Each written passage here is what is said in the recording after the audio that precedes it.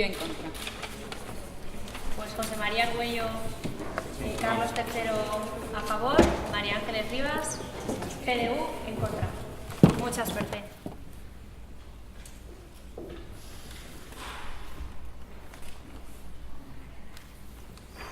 Al margen de algunas sombras, lo cierto es que ha supuesto un paso decisivo.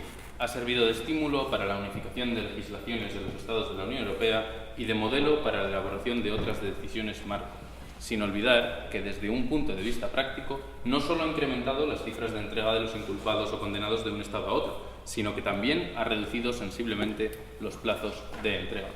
Esto nos dice precisamente la profesora Coral Arangüena, que no es sino catedrática de Derecho Procesal en la Universidad de Valladolid. Y esta va a ser precisamente la postura que vengo a defender hoy, que es que la extradición, la orden europea de detención y entrega que rige los procesos de extradición, es efectivamente un mecanismo eficaz para la lucha contra la criminalidad en Europa.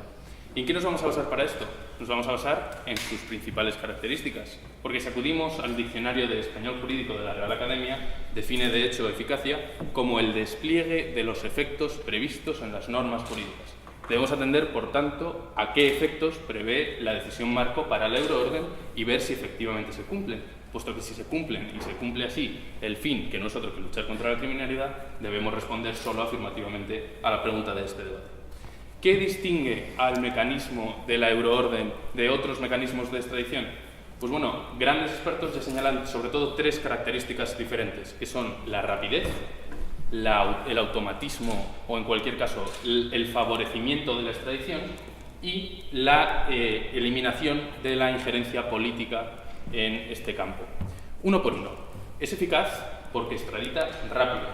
Si consiente, el propio detenido debe ser puesto a disposición del Estado requerente en apenas 10 días. Si no consiente, en 60. Cierto que en ciertos casos prorrogables hasta un máximo de 90. Y de hecho es un procedimiento más rápido que los de extradición habituales, con una comparación de un año de media frente a estos apenas 60 días para proceder a la entrega. En España, de hecho, son 8 días de media si consiente y 28 si no consiente. Por lo tanto, extradita rápido, cumple con este fin previsto en la norma.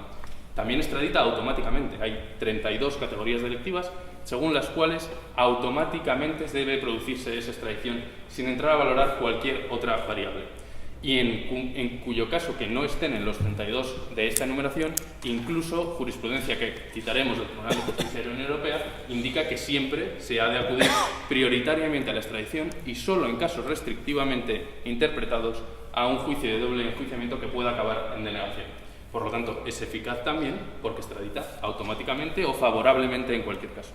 Y finalmente, también es eficaz porque los resultados así lo prueban.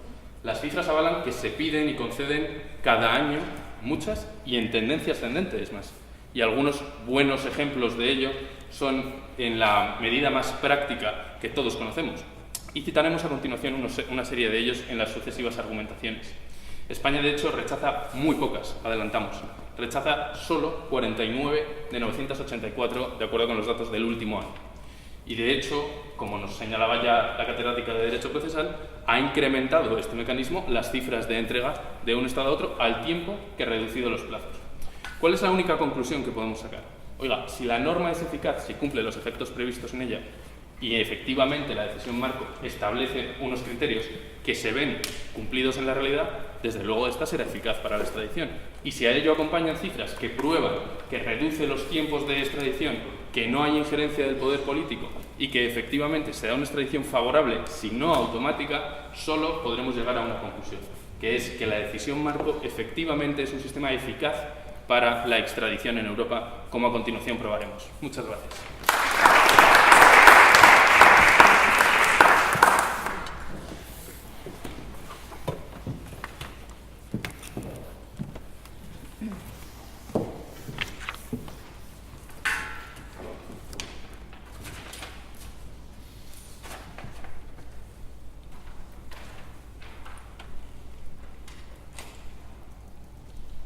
Nada destruye más el respeto por el gobierno y por las leyes de un país que la aprobación de leyes que no pueden ponerse en ejecución. Albert Einstein. Muy buenos días, estimados miembros del jurado, público asistente y, en este caso, compañera José María. Mi nombre es María Ángeles Rivas y a lo largo de mis diferentes turnos de intervención les demostraré por qué estoy plena e irrevocablemente convencida de que no. Estos sistemas de extradición no son eficaces en la lucha contra la delincuencia europea, porque no cumplen su objetivo ni a nivel teórico ni a nivel práctico. Pero primero, pongámonos en situación. ¿Por qué estamos debatiendo hoy aquí esta pregunta? Verán, la realidad es que vivimos en un mundo globalizado, un mundo en el que las fronteras se han desdibujado hasta tal punto que ya no suponen un obstáculo para el movimiento de las personas. Esto ha traído, sin duda, enormes beneficios, pero también ha traído una serie de perjuicios. ¿Cuáles son? Que las personas que cometen delitos pueden ver a través de esta libertad una vía para eludir la justicia. ¿Cuál es, entonces, lo que se produce es la creación de estos sistemas de extradición, que tienen por fin, y esto es muy importante porque será lo que tenemos que demostrar para argumentar esa eficacia, luchar contra la delincuencia, que esas fronteras no se traduzcan en una impunidad. Una vez aclarado el contexto, pasemos a definir cuál es el marco conceptual de la pregunta que hoy nos trae a debate. Son dos los términos relevantes. En primer lugar, eficacia, que según lo define la Real Academia Española de la Lengua es la capacidad para producir el efecto deseado. En segundo lugar, ¿qué entendemos por sistemas de extradición? Dos herramientas muy importantes, porque Europa es mucho más que la Unión Europea. En primer lugar, tenemos la Orden Europea de Detención y Entrega, regulada por la Decisión Marco de la Unión Europea en su artículo primero, en el año 2003, que se define como una resolución judicial emitida por un Estado miembro hacia una persona que o bien está siendo investigada o bien ya se le ha impuesto una pena o medida privativa de libertad. Esta sería la herramienta que se aplica entre Estados miembros de la Unión Europea, pero como Europa es más amplia, se tienen que prever otra serie de herramientas. Entramos entonces en los convenios de extradición, firmados entre los diferentes Estados. Una vez aclarado todo ello, la respuesta ineludible que podemos dar a la pregunta es que no son herramientas eficaces porque no cumplen su objetivo de luchar contra la delincuencia ni a nivel teórico ni a nivel práctico. Y para ello sustenta esta tesis en tres sólidos y contundentes argumentos. En primer lugar, porque ambas herramientas parten de un fallo conceptual. En segundo lugar, porque tienen lagunas de punibilidad. Y en tercer lugar, porque tienen problemas prácticos. Primero, porque tienen un fallo conceptual. ¿Por qué? Porque para poder aplicarse es necesario que exista una identidad de delitos, algo que no se puede alcanzar en la práctica porque no existe una homogenización. Lo máximo que alcanzamos es una armonización que introduce cierta discrecionalidad y que en determinadas ocasiones no se aplique la identidad de delitos y por lo tanto la conducta sea impune. Cruzar una frontera se traduce en que esa persona no vaya a ser castigada por ese hecho. En segundo lugar, existen lagunas de punibilidad. En este caso, no es que los delitos sean parecidos y se deje un margen de apreciación, es que directamente la herramienta dice, en estos casos es que ni siquiera voy a activar el proceso. Por lo tanto, de nuevo, cruzar esa frontera ni siquiera inicia el proceso y supone que esa decisión se traduzca en que esa persona no va a ser condenada. Y en tercer lugar, es que tiene problemas prácticos a tres grandes niveles. En primer lugar, la extradición. ¿Por qué? Porque engloba una fase política. Al englobar una fase política, lo que se produce es que se puede condicionar la actuación judicial dependiendo de lo que diga el Ejecutivo, introduciendo principios de oportunidad política y dañando la separación de poderes. En segundo lugar, la euroorden. ¿Por qué? Porque se ha hecho a través de una decisión marco, lo que genera que luego los países tengan que transponerlos. Y en esta transposición hay numerosos errores que han hecho que haya tantas divergencias entre los países que luego en la práctica, al ser tan diferentes, no se puedan aplicar de manera correcta. Y en tercer lugar, es que ambas herramientas generan conflictos. ¿Por qué? Porque suponen que un Estado extranjero pueda valorar cómo está aplicando la justicia en nuestro caso, sin que ni siquiera tengan que ser tribunales equivalentes y que esa decisión adoptada por un tribunal extranjero sobre la justicia nacional de otro país no se pueda acudir a una instancia superior que diga si ha sido correcta o no la aplicación de esa medida. ¿Recuerdan la frase con la que comencé mi introducción? Bien, esa frase es importante porque tras exponer todos los fallos que tiene esta herramienta debemos cuestionarnos si eso va a dañar nuestro Estado. Muchísimas gracias.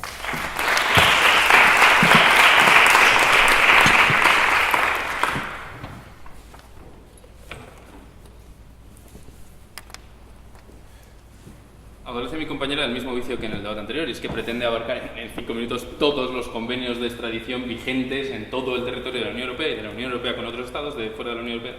En fin, esto es inabarcable, como comprenderá, pero no yerre el tiro. Si quiere evaluar todos, evalúe todos, pero no solo uno de ellos. Entonces, parece más sensato, de nuevo, evaluar la eficacia de la euroorden, que todos sabemos que es el principal y por el que estamos aquí hoy en debate, seamos realistas. Y su línea presentaba 3 argumentos que vamos a analizar uno por uno. Decía que lo primero es un fallo conceptual porque Quiere decir que no es eficaz por un fallo conceptual porque los delitos no son idénticos. Bueno, si esto es lo que le preocupa, tenga usted plena tranquilidad, porque el Tribunal de la Justicia de la Unión Europea ya se ha pronunciado al respecto, diciendo precisamente que no hace falta que sean iguales estos delitos. Lo dice en la sentencia del 11 de enero de 2017, en la que dice: como resulta de la propia redacción del citado artículo, la condición necesaria y suficiente para poder apreciar la doble tipificación se basa en la circunstancia de que las acciones que dieron lugar a la condena en el estado de emisión también sean constitutivas de infracción en el estado de ejecución. De ello se sigue que no es necesario que se trate de infracciones idénticas. Y por otra parte, si usted acude al artículo 2.2 de la propia decisión marco, ya se dará cuenta que la última frase antes de la enumeración de los 32 delitos es la siguiente: serán tal, bla, bla, bla, tal como se definen en el derecho del Estado miembro emisor. Por lo tanto, inseguridad, vaguedad, incertidumbre, ninguna. Sencillamente no la hay. Y si la hubiera, el tribunal ya aclara quién es el que fija los criterios por los que decir o no expediente de delitos. Su primer argumento, por tanto, no puede ser más que incorrecto. Y luego se decía, otra crítica al sistema de extradición de la euroorden es que hay unas lagunas de punibilidad por el hecho de establecer un umbral a partir del cual entra en juego la euroorden. Oiga, esto tiene toda la lógica del mundo. ¿Para qué están establecidos estos umbrales de punibilidad? Pues precisamente para que cumpla su fin, luchar contra la criminalidad. Si no, podríamos incurrir en los casos que oíamos antes de euroórdenes por el robo de una gallina o de 2 latas de cerveza. Convendremos que este mecanismo está orientado a otros fines más altos y más nobles y más ambiciosos de luchar contra la criminalidad, para lo cual, para no atascar este mecanismo e incrementar su efectividad, hace falta efectivamente dejar fuera los delitos menores, menos graves o más intrascendentes. ¿Su pregunta era? ¿Le parece a usted que la evasión fiscal, por ejemplo, del impuesto de sociedades es un delito menor que no debería castigarse? Si usted acude, por ejemplo, a la transposición de esa ley en el ordenamiento español, el artículo 20.4, en su párrafo segundo, determina precisamente que no se podrá denegar porque el tributo por el cual se ha condenado a ese individuo en cuestión no esté contemplado en el ordenamiento español. Y así lo han hecho también otros ordenamientos nacionales. Por lo tanto, eso sencillamente es incierto. Y su tercer argumento, continuábamos, alegaba una serie de problemas de práctica, ¿no? Decía, por ejemplo, que la euroorden ha sido problemática en su transposición porque no se ha transpuesto igual en todos los ordenamientos y eso da lugar a problemas en su puesta en práctica. Bueno, opina al contrario la profesora de Derecho Procesal de la Universidad Complutense, Marina Cedeño, que nos dice: las decisiones marco son adoptadas por el Consejo, integrado por los representantes del Ejecutivo. Esto supone que a los gobiernos se les ha trasladado lo que Schunemann califica como un derecho a legislar materialmente. De este modo, en las leyes nacionales de transposición de las decisiones marco, lo que ahora nos concierne, los parlamentos nacionales se limitan a llevar a cabo un proceso mecánico de copia, que no coincide con el concepto de ley parlamentaria soberana. Y esto es lo que ha ocurrido. Tanto es así que si usted acude a la ley de transposición, que actualmente es la 23/2014, verá que los artículos 20 y siguientes son prácticamente una copia transcrita literal de los artículos 2 y siguientes de la decisión marco que rige la euroorden. Por lo tanto, estos problemas de transposición, de nuevo, tampoco son tales. Y un último argumento que aducía para invalidar la eficacia de la euroorden es que no hay una equiparación del órgano ad quo y ad quem, es decir, de la categoría del órgano emisor y la categoría del órgano requerido. Bueno, ¿esto en sí mismo merma la eficacia de la euroorden? No debiera, y no lo hace, de hecho. Y alega también una falta de la posibilidad de recurso ante una denegación. Esto tampoco es del todo cierto porque si es verdad que no hay un recurso como tal, lo que sí que se puede facilitar es una comunicación al Ministerio de Justicia para ponerlo en conocimiento a su vez de Eurojust, de manera que se ajuste el mecanismo por si todavía quedaran algunas lagunas. Entonces, los tres argumentos que nos trae el equipo contrario, los que no son inciertos, son al menos cuestionables, si no erróneos. ¿Qué vengo a decir? Pues que efectivamente la euroorden es un mecanismo eficaz. ¿Y por qué digo que es eficaz? Por los plazos. Los plazos que ella determina son más rápidos que ninguna. Insistimos, si consiente el acusado, de acuerdo con el artículo 17 de la decisión marco, en 10 días ha de ser extraditado. Si no consiente, en 60. Extradita automáticamente en el caso de los 32 delitos. Y en los casos en los que no, el Tribunal de Justicia aboga por la extradición favorable frente a una denegación restrictiva y de interpretación efectivamente minoritaria, ¿no? En duda pro extradición. Y también lo hace porque no hay injerencia política, por lo tanto también de nuevo evita discrecionalidad o arbitrariedad. Entonces, si extradita rápido, si extradita sin injerencia y si extradita automática o favorablemente en cualquier caso, solo podemos concluir que es un mecanismo eficaz. Gracias.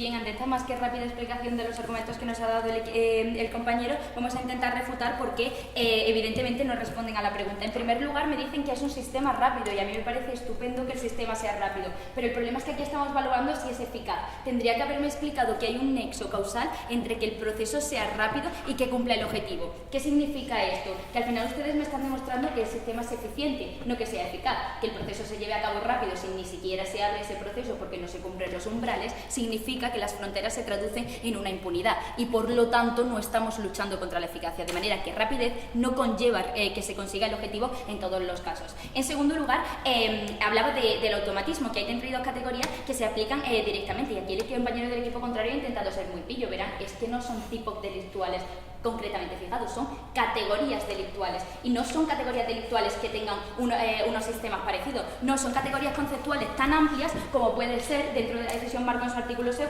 por ejemplo, la corrupción o delitos de alta tecnología, delitos que en Bulgaria están definidos de una manera y tienen una serie de elementos típicos, delitos que en España están definidos de otra manera y tienen otra serie de componentes típicos, pero al no existir esa igualdad y el problema se traduce en que la herramienta requiere esa como condicio sine qua non esa identidad de delitos para que se pueda aplicar en la práctica. Solo en esas circunstancias se aplicará, por lo tanto, como no se favorece la identidad de los delitos, sí que estamos siendo ineficaces. Y en tercer lugar, nos decía que se incrementan mucho las cifras de las que ustedes, desde luego, me voy a fiar de su palabra porque es que no me han mostrado en el debate, por eso no puedo refutársela. Antes de ello, su pregunta.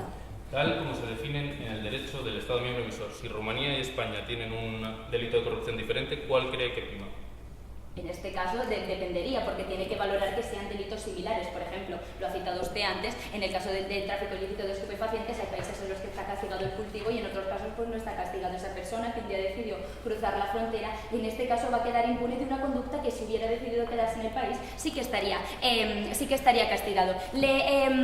Le decía en este caso que nos hablaba que los convenios no eran suficientes porque entendía que es que son muy amplios. Bueno, es que tienen una serie de herramientas comunes y eso es lo que vengo hoy aquí a explicarles por qué no son eficientes. Y ya terminando con su línea, nos decía en general que el artículo 20.4 hacía una transposición. Bueno, los delitos fiscales son un tema bastante complejo porque quedan excluidos una parte de ellas, la relativa a consumos específicos o, por ejemplo, aquellos relativos, por ejemplo, le decía al impuesto de sociedades. Esa persona que si se quedara en España estaría castigada por ello, simplemente por cruzar una frontera va a dejar de estarlo. Vamos a terminar de explicarles porque estamos plenamente convencidos de que no son herramientas eficaces ni a nivel teórico ni a nivel práctico. Primero, por esa falta de uniformidad que ya les he venido explicando a lo largo de todo el proceso. La homogeneización no es posible porque no están dispuestos a ceder tanta soberanía, por lo tanto lo que podemos alcanzar es una armonización, que no sería mala salvo porque la herramienta necesita igualdad en los tipos penales. Como no se puede alcanzar esta igualdad en la práctica, lo cierto es que quedan muchos delitos que no están sometidos a esa doble que no se cumple ese principio de doble incriminación y que por lo tanto dejan de ser conductas punibles. En segundo lugar, porque hay delitos que tienen lagunas de punición. Ya les hablaba de los delitos fiscales, que ya se los he explicado. En segundo lugar, también existen delitos privados que ni siquiera inician el proceso, por lo tanto ni siquiera dan lugar a la punibilidad. Y en tercer lugar, porque había circunstancias que son aplicables a todos ellos, como son el caso de los umbrales. Y nos decía, es que no son delitos suficientemente relevantes, son delitos que tienen hasta una prisión de 12 meses. Hay muchos delitos que están dentro de ese grupo de hasta 12 meses de prisión. Por lo tanto, que una persona un día decida escapar de la justicia gracias a que estas fronteras están más desdibujadas, supone que pueda pasar 12 meses menos de su vida en prisión. Por lo tanto, ya me dirá usted si no favorece esto, que precisamente la impunidad y no se está luchando contra la delincuencia. Le hablaba también de que tenían problemas prácticos en todos los niveles. Primero, porque la extradición tiene problemas por su propia herramienta, al incorporar una fase política, algo a lo que el compañero ni siquiera me aludía. Por lo tanto, entiendo que comparte precisamente ese precepto conmigo. Al entrar en juego los juegos de oportunidad política y hacer depender que la justicia de un país pueda actuar por parte del Ejecutivo, se daña la separación de poderes. En segundo lugar, la euroorden. Y aquí hablaba de los problemas de transposición. Me decían, es que no se ha hecho adecuadamente. Miren, los problemas de transposición es que al hacerse una decisión se incorpora ese margen de discrecionalidad, que nos decía, es que no tiene que ser necesariamente malo. Sí es malo porque al transponerlo, lo que han hecho los países es decir, mira, yo no quiero que estos delitos se apliquen, como ocurre en el caso de la República Checa. En segundo lugar, que no quiero que se apliquen, por ejemplo, en estos determinados plazos. Es decir, además, eso significa que han variado muchos de los aspectos esenciales de la decisión, pero es que en otras circunstancias incluso se han declarado inconstitucionales o nulos de pleno derecho por sus propios tribunales. Por lo tanto, la herramienta no es eficaz porque no se está llevando a cabo en la práctica. Y por último, le hablaba de los conflictos, que significaba que no eran tribunales equivalentes y que sí podía dañar el sistema. Muchas gracias.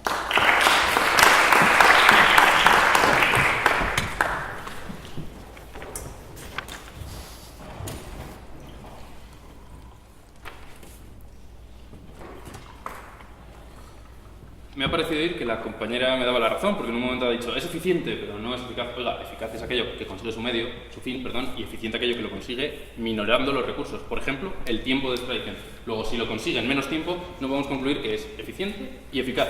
No podemos más que concluir que es eficiente y eficaz. Respecto a los delitos fiscales, dice, oiga, esto es un problema. Le he alegado con el artículo de la Ley 23/2014 como no es ningún problema alguno y he dicho, bueno, es cierto que son un tema complejo. Pero lo más complicado es que sigue a vueltas con el tema de la ambigüedad. Oiga, que no es tal, porque precisamente la euroorden ya nos dice que es tal como se definen en el derecho del Estado miembro emisor, y por si acaso quedase alguna duda, el Tribunal de Justicia de la Unión Europea nos dice que no hace falta que sean delitos idénticos, y en nueva sentencia de 29 de junio de 2017, que en caso de duda, si la quedase, hay que resolver pro extradición. Dicen los siguientes términos. La decisión marco consagra el principio de que los Estados miembros deben ejecutar toda ODE sobre la base del principio de reconocimiento mutuo. Por consiguiente, la ejecución de la ODE constituye el principio, mientras que la denegación de la ejecución se concibe como una excepción que debe ser objeto de interpretación estricta. Y esto, de hecho, es lo que se da en la realidad, porque de acuerdo con datos de la Comisión Europea, como usted me pedía, solo 49 de 984 son los casos en los que España deniega esas órdenes europeas de extradición, de los cuales además 34 en aplicación de un mecanismo previsto que es cumplir la pena en el estado requerido si es nacional o residente en ese estado. Entonces, funciona, no hay ambigüedad ninguna y, desde luego, los casos de denegación son, si no justificados, claramente la minoría. Muchas gracias.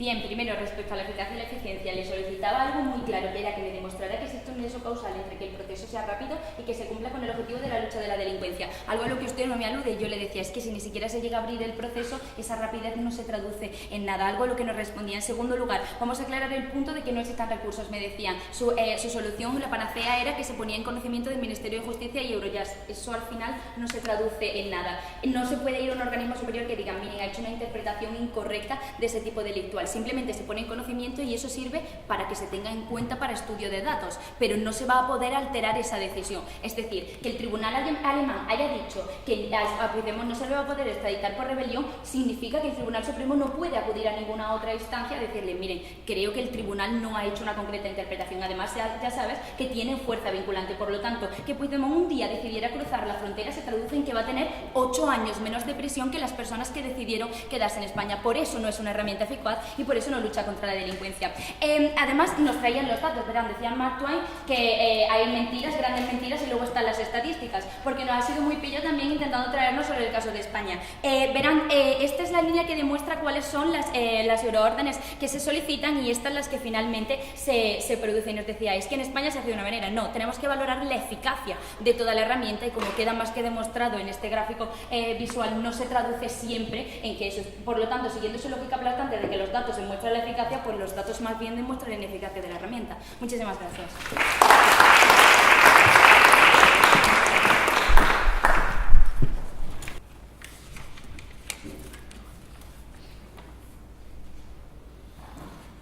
Mi compañera María ha caído en una trampa que ya adelantó Araceli Mangas, catedrática de Derecho Internacional Público de la Complutense. Dice, tras la conmoción por la decisión preliminar alemana, se ha dicho en tono apocalíptico que sería el fin de la euroorden.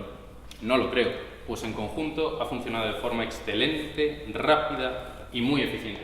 Y efectivamente, hasta ahora hemos llevado un debate más teórico que práctico, pero si vemos los hechos, vemos que efectivamente funciona. Oiga, Sergio Morate y Ametxel se acordarán de estos casos. Fueron extraditados gracias a la euroorden en un periodo récord, en apenas 2 meses. Bélgica entrega a Francia al yihadista Salah Abdeslam. todos se acordarán de él, es uno de los delincuentes de la Sala Bataclan en Francia, que fue extraditado por Bélgica a Francia, de nuevo, en tiempo récord.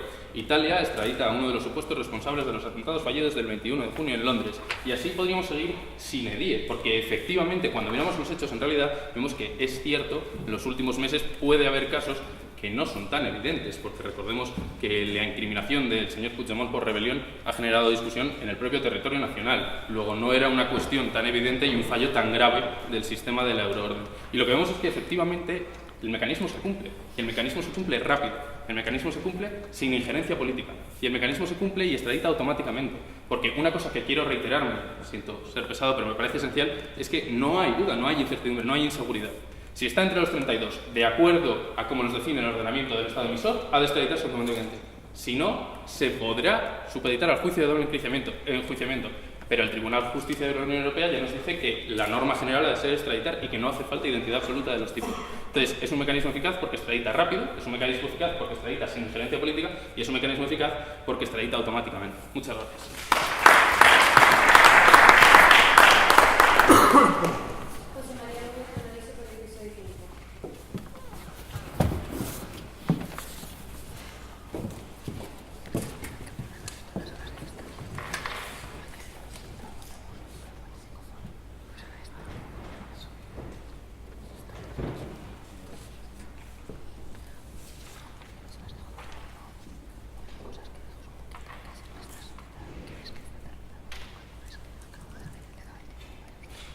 Bien, por fin ha salido en el debate aquellos delitos que no están englobados dentro de estas 32 categorías de tipos delictuales, porque no todo el Código Penal se reduce a esas 32 categorías. Ya le he dicho que hay problemas con ese automatismo, pero es que hay muchos delitos que no están englobados dentro de lo mismo que tienen mayores problemas. Por ejemplo, el caso de la rebelión. No lo traigo porque sea el único ejemplo, sino porque es muy actual y es muy representativo. ¿Por qué? Porque permítanme ponerles en situación. Verán, en este caso Puigdemont decide cruzar la frontera belga o luego alemana y al final el tribunal alemán decide que no existe ese delito de rebelión. Ya les he explicado que se traduce en 8 años menos de cárcel. Otra conseller, en este caso Clara Ponsatí, decidió que iba a cruzar la frontera, en vez de hacia esos países, lo iba a cruzar hacia Escocia. Pues en ese caso sí que se decidió que se fuera a extraditar. Es decir, que al final lo que se traduce es que dependiendo del país en el que lo vaya a hacer, se me va a castigar o no. Ese es el problema que tienen los sistemas de extradición, que que introducen tanta discrecionalidad que al final lo que depende es de la suerte que tenga. Dependiendo del país al que me vaya, tendré más o menos posibilidades de pasar 8 años en prisión. Por eso son ineficaces. Pero además nos traían una serie de titulares, y es que están muy bien, y me decía, podemos traer casos sine die. Bueno, esos son una serie de tribunales. Si acudimos a las cifras, que estos sí que son casos sine die, ya se lo decía, y algo a lo que usted ni siquiera me respondía. Si tomamos un baremo de 500 euroórdenes, lo cierto es que solo 100 se llevan a la práctica. Por lo tanto, si ustedes me dicen que la eficacia depende del número que se lleve a la práctica, pues ya le digo yo que el número es más que deficiente y que por lo tanto la eficacia también lo es. Muchas gracias.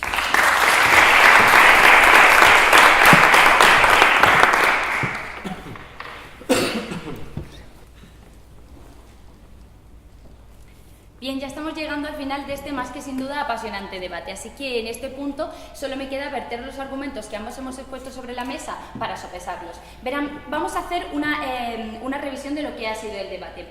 José María solo tenía una carga de la prueba, demostrarme que se cruzara una frontera no suponía una impunidad. Esa era el fin contra el que teníamos que luchar, algo a lo que no ha respondido a lo largo de sus argumentos. ¿Por qué? Porque primero me traía un argumento de rapidez y yo insistentemente le he solicitado en mis turnos que me explicara porque que el procedimiento sea más rápido se traduce en que se va a luchar contra la delincuencia, porque ya le he explicado que hay procesos que ni siquiera llegan a sustanciarse en la práctica y que por lo tanto esa rapidez no se traduce en una verdadera lucha, algo a lo que no me ha respondido a lo largo de ninguno de sus turnos. En segundo lugar, hablaba del automatismo y me traía 32 categorías delictuales. Les decía que aun dentro de estas 32 categorías delictuales no siempre se producía esa doble incriminación porque había numerosos problemas en la práctica que luego introducían discrecionalidad y diferencias entre los diferentes tribunales y que se traducía en que hubiera lagunas de punibilidad. Y además también le decía que es que todo el Código Penal no se reduce a 32 categorías delictuales, algo a lo que tampoco él nos aludía. En tercer lugar, nos traía que no había injerencia política, algo que enuncia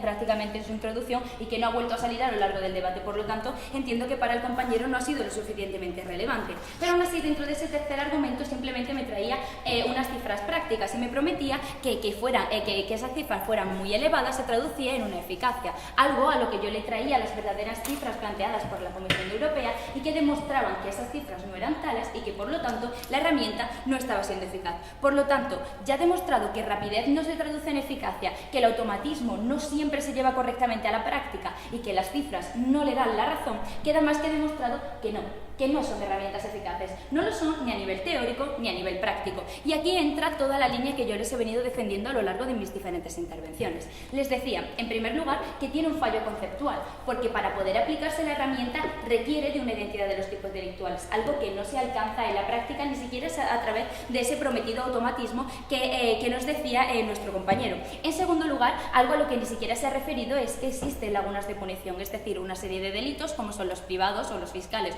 o simplemente delitos a los que se le aplican los umbrales que ni siquiera sustancian el proceso, es decir, que de nuevo cruzar una frontera supone que esa persona vaya a pasar hasta 12 meses menos de prisión que una persona que haya decidido quedarse en el país en el que se le está enjuiciando. Y por último, le decía que existían numerosos problemas prácticos. Tenían problemas la extradición, algo a lo que ni siquiera se ha referido, por lo tanto entiendo que te sitúas conmigo en este punto, José María. En segundo lugar, que existían problemas de la euroorden, existían problemas en la transposición que son tan problemáticos que impiden que luego se pueda sustanciar verdaderamente el proceso. Y en tercer lugar, genera una serie de conflictos porque un sistema extranjero de justicia valora cómo estamos aplicando nuestro derecho en el caso y ante la decisión que toma ni siquiera podemos recurrir. Por hecho y significado a nivel teórico y a nivel práctico. Muchísimas gracias.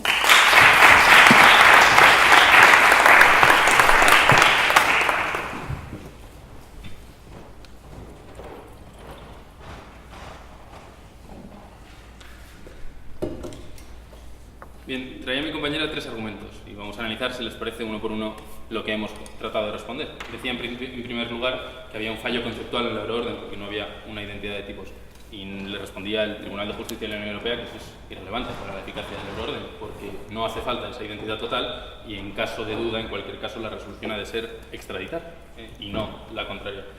En el segundo argumento que traía era decir que existen unas lagunas de punibilidad, que hay unos umbrales mínimos que restan eficacia a la euroorden. Lo cual hemos tratado de refutar diciendo que tiene toda la lógica del mundo, ¿no? La euroorden no está para perseguir a ladrones de manzanas, ni a ladrones de bicicletas, ni al compañero que le ha insultado en un delito de vejaciones, ¿no? La euroorden tiene unos fines y unas aspiraciones más amplias y esas las cumple y es eficaz en ellas. Y en tercer argumento que traía la compañera María era sobre unos supuestos problemas en la práctica, por ejemplo, en la transposición.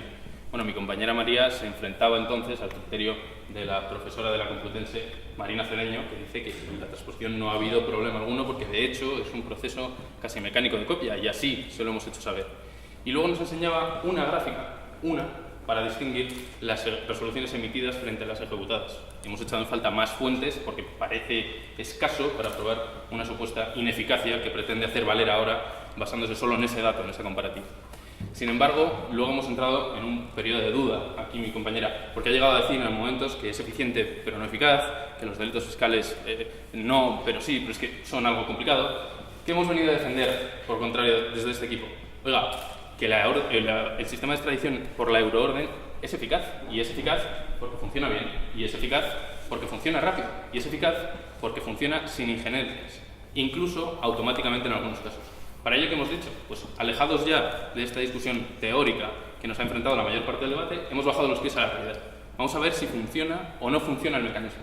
Bueno, lo que vemos es que los plazos son excesivamente breves, sorprendentemente breves y que se cumplen, que el procedimiento es más rápido en la práctica que en la extradición original. Hemos visto la comparativa de 1 año versus 6 meses que he mencionado desde la introducción.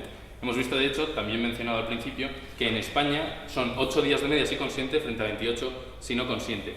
Hemos visto que también extradita automáticamente. Todo el debate ha girado en torno a la ambigüedad para concluir que no hay problemas de ambigüedad porque son conforme a la definición del Estado emisor y, en cualquier caso, el tribunal nos dice la guía que debemos seguir para aplicar un delito u otro. Y hemos visto también que, evidentemente, por legislación imperativa, de acuerdo con la decisión marco, no hay injerencia del poder político porque en eso consiste esta decisión marco, en apartar a las autoridades ejecutivas y que se encarguen de ello solo las judiciales una por otra. ¿Qué hemos visto luego en ejemplos prácticos? Pues que efectivamente, viéndolo con el prisma de la realidad y no en una nube teórica, vemos casos reales de extradiciones necesarias que se han llevado a cabo rápido, sin injerencia y en un tiempo récord y automáticamente gracias a este sistema. Todo lo cual es un mecanismo eficaz. Gracias.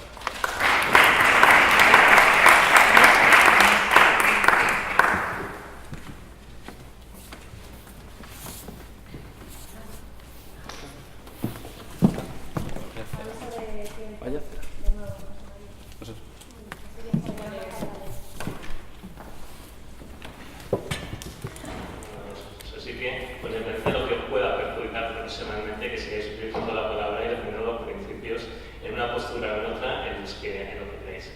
Y dicho esto,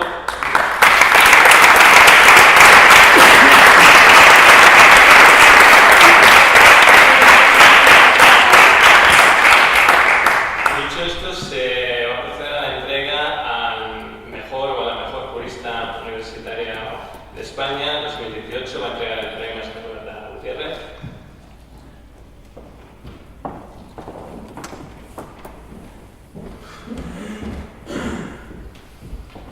Y el mejor jurista